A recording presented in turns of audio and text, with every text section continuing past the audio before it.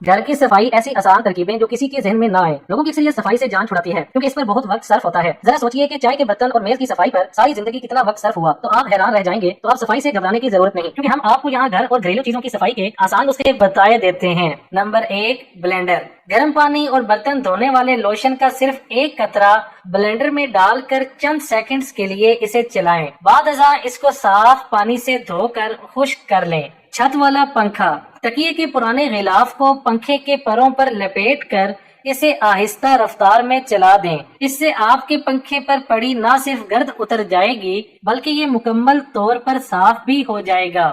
صوفہ۔ صوفے کی صفائی کے لیے جوتوں کی پالش استعمال کریں۔ صوفے پر جوتوں کی پالش اسی رنگ کی لگا کر ہلکی سی رگڑائی کرنے سے یہ مکمل طور پر صاف اور نئے جیسا ہو جائے گا۔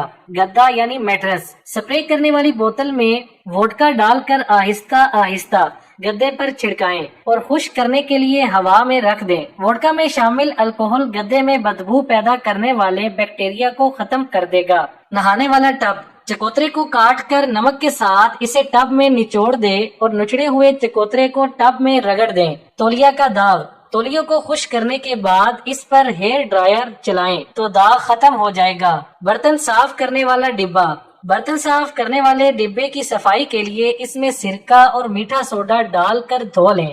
جانوروں کے بال۔ جانوروں کے بالوں کی صفائی کے لیے آپ روب یا ویپر استعمال کریں۔ گیلے دستانے اور جوتے۔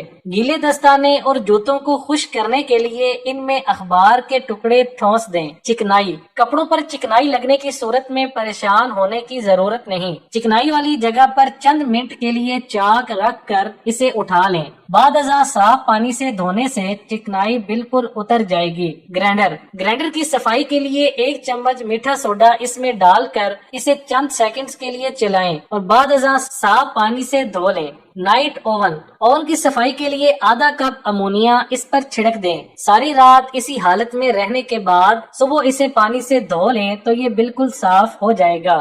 کارپیٹ۔ کارپیٹ کی صفائی کے لیے 2 حصے پانی اور 1 حصہ سرکہ ملا کر اسے چھڑکانے سے داغ مکمل طور پر ختم ہو جائیں گے۔